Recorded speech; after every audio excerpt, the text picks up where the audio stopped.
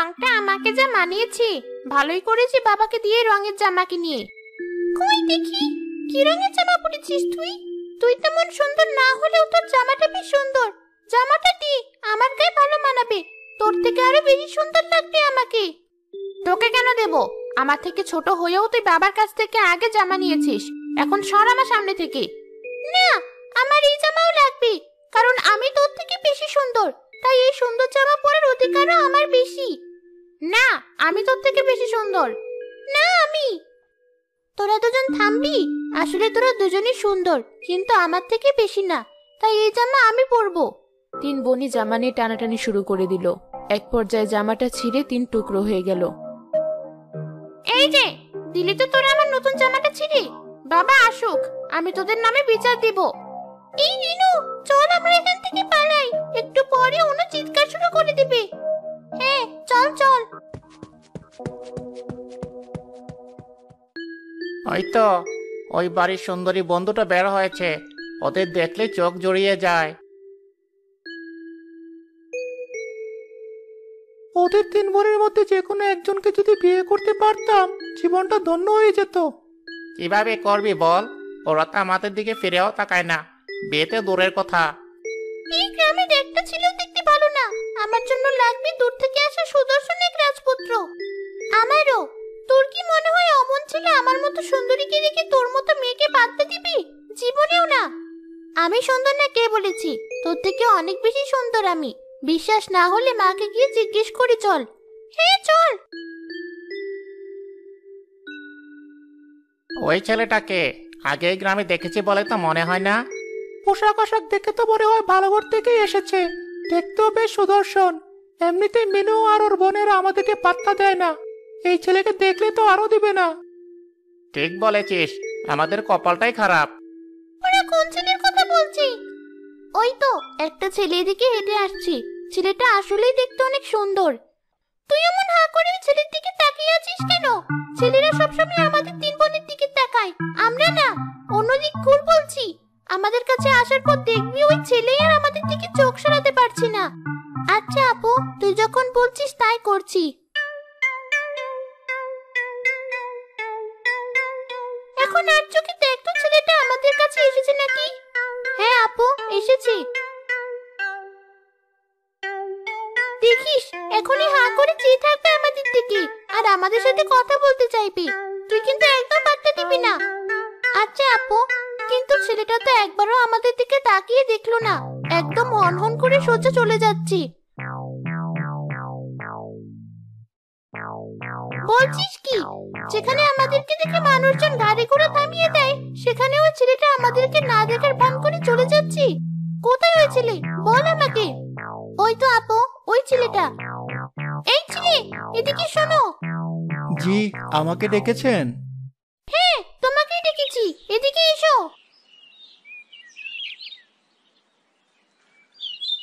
ওই ছেলেটা কি ভাগ্য, মেনু নিজে ওকে ডেকে ওর সাথে কথা বলছে। ওই ছেলের সাথে আমাদের কোনো তুলনা হয় নাকি?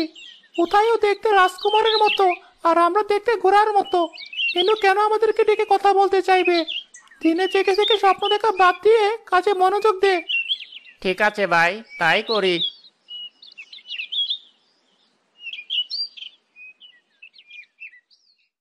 তোমাকে ডেকেছি তুমি অন্ধ নাকি সেটা দেখার জন্য। তোমার সামনে এত সুন্দর দুজন মেয়ে দাঁড়িয়ে থাকতেও তুমি আমাদেরকে না দেখার ভান করে চলে যাচ্ছিলে। ভান করার কি আছে? আপনারা সুন্দর তো কি হয়েছে? আপনাদেরকে দেখে সময় নষ্ট করার ইচ্ছা আমার নেই। কি বললে? সময় নষ্ট? আমাদের একটু সময় পাওয়ার জন্য কত মানুষ পাগল সে সম্পর্কে ধারণা আছে? সময় তো আমি নষ্ট করছি তোমার মতো এক বোকা ছেলের সাথে কথা বলে। তো কেন নষ্ট করছেন সময়? যারা আপনার সময়ের দাম দিবে তাদের সাথে কথা বলুন। শুধু শুধু আপনার আর আমার দুজনেরই সময় নষ্ট করছেন আপনি। আমি চললাম। দেখ রিনু, দেখ ওই ছেলের সাহস কত! আমাকে এসব কথা বলে আবার নিজের মতো হাঁটা শুরু করেছি। আজ তুই ছেলেকে আমি ছাড়বো না। আপু, বাদ দে তো, চল বাড়ি যাই। মানুষজন তাকিয়ে আছে।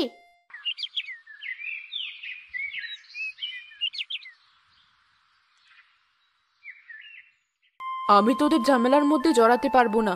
3টা মেয়ে হয়েছে আমার, সারাদিন সব কাজ বাদ দিয়ে রূপচর্চা, ঝগড়াঝাটি আর মারামারি নিয়ে পড়ে থাকে। ফুলিটা যে কখন আসবে, ওই একটা মেয়ে শুধু কাজের, বাকি তোরা কেউ না। আরে মা, আমরা এত সুন্দর দেখেই তো রূপ ধরে রাখার জন্য চেষ্টা করছি। ঘরের এত কাজ করলে আমাদের রূপ কি আর এখনকার মতো থাকবে? তোদের এই সুন্দর চেহারা তো আমার থেকে পেয়েছিস। তোদের বয়সে থাকতে তো আমি ঘরের সব কাজ করেছি, কোথায় আমার রূপ তো যায়নি। এখন আর তোমাকে দেখে কে বলবে তুমি আমাদের মা? এত কাজ করো বলেই তো তোমার আজ এই হাল। তোমার বয়সে গিয়েও আমরা আমাদের রূপ ধরে রাখবো, দেখো। হ্যাঁ দেখবো, একা একা সংসার সামলে আর তোদের মতো অপদার্থ সন্তানরা থাকতে কত তোদের রূপ ধরে রাখতে পারিস। অনুপু, আর যা একটা কাণ্ড হয়েছে না। কি কাণ্ড? একা তো আমার নতুন জামাটা ছিঁড়ে ভেগেছিস, এখন আবার সেদে সেদে কথা বলতে এসেছিস। আরে আপু, শোনো না রিনুর কথা। এমন অবাক কাণ্ড আগে কখনো ঘটেনি। তুমি শুনলে তোমার নতুন জামা ছিঁড়ার দুঃখ ভুলে যাবে। ঠিক আছে, বল কি হয়েছে।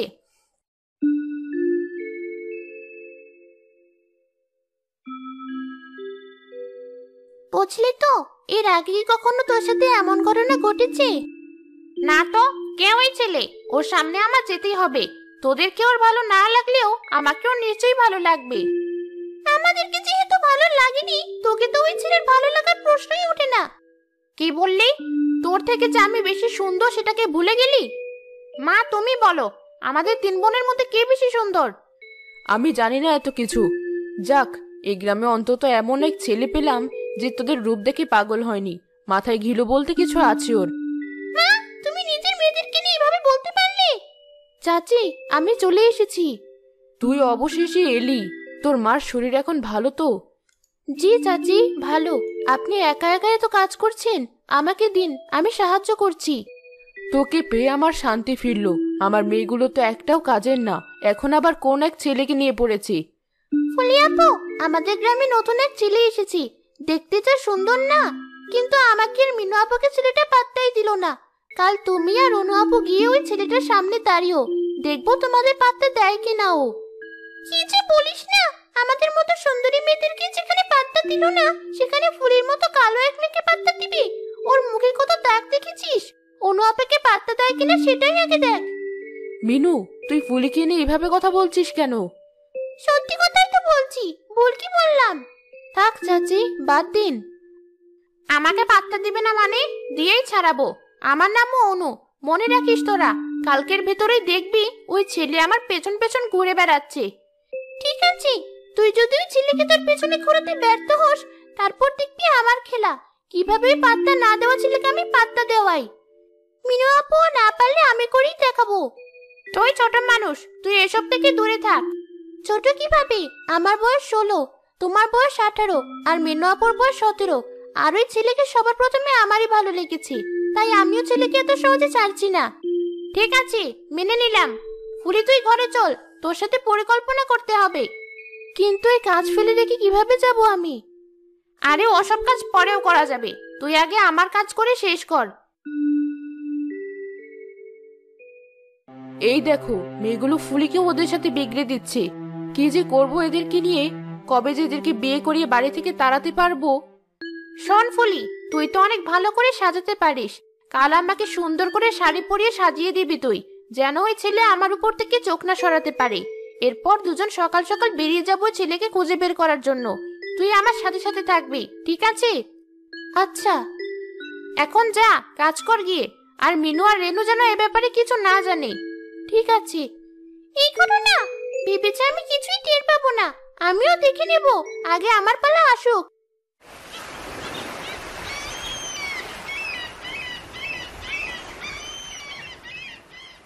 পরের দিন অনু আর ফুলি সকাল সকাল বেরিয়ে গেল ওই ছেলের খোঁজে। চলে তো এলাম, কিন্তু কিভাবে বুঝবো কোন ছেলে? নাম ঠিকানা কিছুই তো জানি না।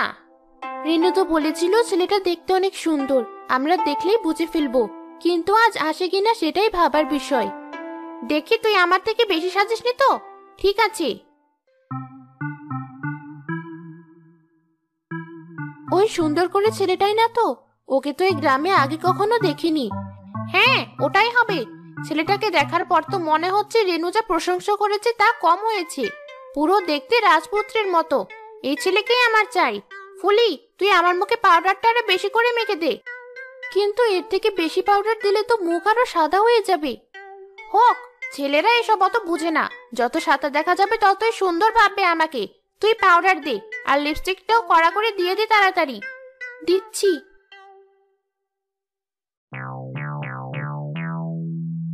হয়েছে হয়েছে, ওই তো ছেলেটা চলে এসেছে।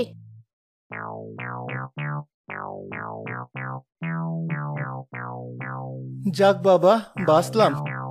বাঁচলে মানে? আমাকে তোমার অনেক ভালো লেগেছে তাই না?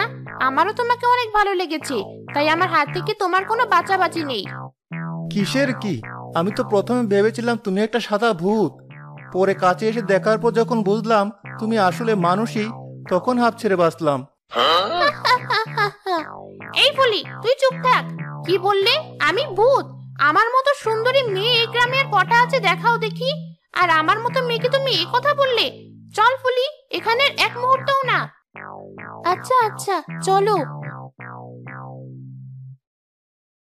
কোথায় ভেবেছিলাম ছেলেটা মিনু আর রিনুর দিকে ফিরে না তাকালেও আমাকে এত ভালোভাবে দেখছে, যেহেতু তার মানে আমাকে পছন্দ করেছে। তা না হয়ে হলো উল্টা। আসলে ছেলেটাই ভালো না, সৌন্দর্য কি তাই বুঝে না। আমিও দেখবো মিনু আর রেনু ওকে দিয়ে কিভাবে পাত্তা দেওয়ায়।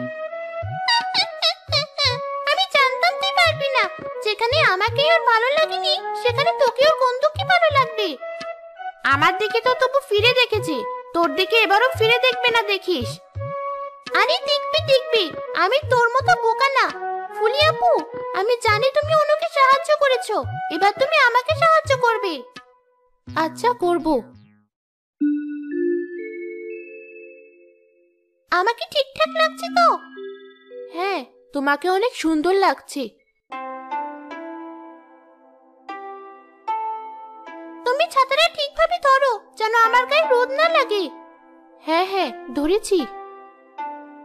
ইস, কাল রাতে যে আবার বৃষ্টি কিসের জন্য হয়েছিল কে জানে। এই রোদই বৃষ্টি, কাদার ভিতর ঠিকভাবে হাঁটতেও পারছি না। ওই তো ছেলেটা চলে এসেছে। ওর সামনে এখন ঠিকভাবে সুন্দর করে হাঁটতে হবে আমার। আমার সুন্দর হাঁটা দেখে ও আমার দিকে না তাকিয়ে পারবে না। মিনু সোজা তাকিয়ে থেকে হাঁটতে গিয়ে না বুঝে কাদায় পাড়া দিল। কাদা ছিটে এসে তার জামা নষ্ট হয়ে গেল। এই ছিল আমার কপালে। কোথায় ভাবলাম আজ নিজের সবচেয়ে সুন্দর দিকটাই দেখাবো, তা না হয়ে হলো উল্টা। সব দোষ তোমার ফুলি আপু। কিন্তু আমি কি করলাম? তুমি আমার মাথার উপর ছাতাটা ঠিকভাবে ধরতে পারোনি, ওটার সাথে পেঁচিয়ে তো আমি পড়ে গেলাম। কিন্তু তুমি তো নিজে নিজেই পড়লে। হয়েছে থাক, তুমি সুন্দর না বলে অন্যের সৌন্দর্য সহ্য করতে পারো না, তাই ইচ্ছে করে আমার সাথে এমন করেছো। আমি বাড়ি চললাম।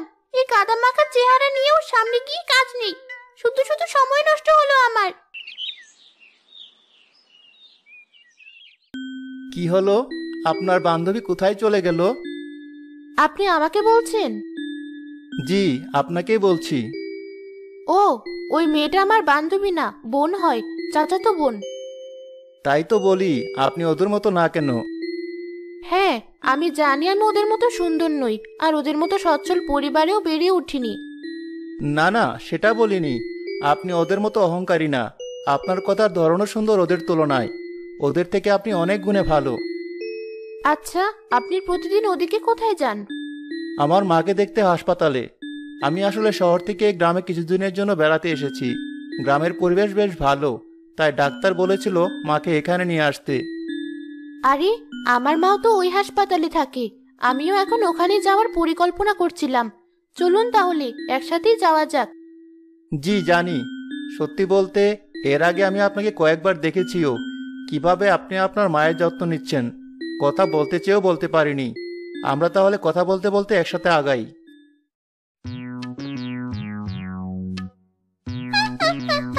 আমি জানতাম আপু তুইও পারবি না। অনু আপু তো তবু ওই ছেলেটার সামনে দাঁড়াতে পেরেছে, আর তুই এত কিছু বলার পরও ওই ছেলেটার সামনে গিয়ে দাঁড়াতে পারলি না। এমনিতে ওই ছেলেটাকে আমি সেদিন কথা শুনিয়েছি, এখন কি আমি বসে বসে অপেক্ষা করতাম ওই ছেলের কথা শোনার জন্য? পারবো না বাবা, এবার তোর পালা। দেখি কিভাবে তুই ওই খাটতেরা ছেলেটাকে তোর বসে আনিস।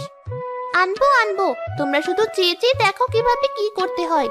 আমি খবর পেয়েছি যে ও শহরে ছিলে আর অনেক ভালো, তাই ওর জন্য এমন শহরের জিনিসই কিনে এনেছি। কি এনেছিস আমরাও দেখি।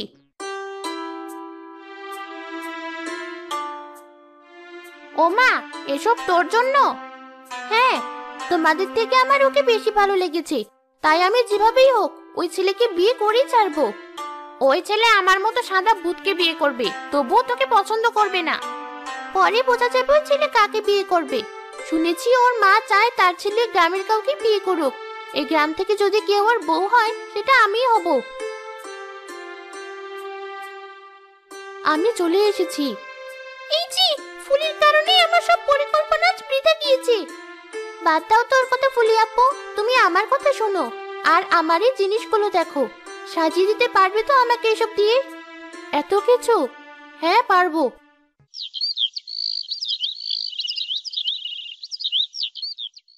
পরের দিন ফুলি রেনুকে কালো চশমা, উঁচু জুতো আর রঙিন জামা পরিয়ে সাজিয়ে দিল। ফুলিও রেনুর সাথে গেল। ওই তো আসছিও। আমাকে কেমন লাগছে ফুলি আপু? তুমি যেভাবে চেয়েছো আমি তোমাকে সেভাবেই সাজিয়ে দিয়েছি, কিন্তু সত্যি বলতে তোমাকে এই সাজের চেয়ে সাধারণ সাজেই বেশি ভালো লাগে। এই সাজ তুমি বুঝবে না আপু। সবুজ ভাই শহরে ছিলে, ওর কাছে এই সাজে বেশি ভালো লাগবে। ওই তো সবুজ ভাইয়ের কথা বলতে বলতে সে চলে এসেছে। হ্যাঁ, আমিও দেখেছি। সবুজ ভাই আমার দিকে তাকিয়ে আছে, এদিকে এগিয়েও আসছে। মনে হচ্ছে কথা বলতে চায় আমার সাথে। ভালো আছেন আপনারা? ফুলি, আপনি? হ্যাঁ ভালো, আপনি? আমিও ভালো। আমার মা মোটামুটি সুস্থ হয়েছেন। আমরা কিছুদিনের মধ্যে শহরে ফিরে যাব।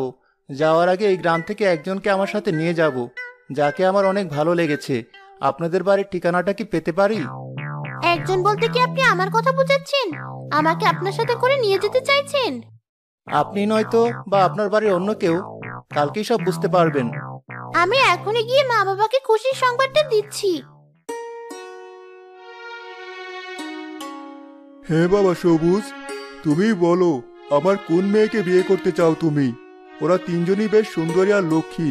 খোঁজ দিয়ে জেনেছি তুমিও ছেলে হিসাবে খারাপ নও। আমি ফুলিকে বিয়ে করতে চাই। আমার এত সুন্দর মেয়েদেরকে রেখে তুমি ফুলিকে বিয়ে করবে? হ্যাঁ, কারণ আপনার মেয়েরা রূপে সুন্দর হলেও ফুলি গুণে আর আচরণে সুন্দর, তাই আমি ওকেই বিয়ে করতে চাই। ঠিক আছে, ফুলির বাবা মারা যাওয়ার পর আমি ওর দায়িত্বে আছি। ও রাজি থাকলে আমার কোনো সমস্যা নেই।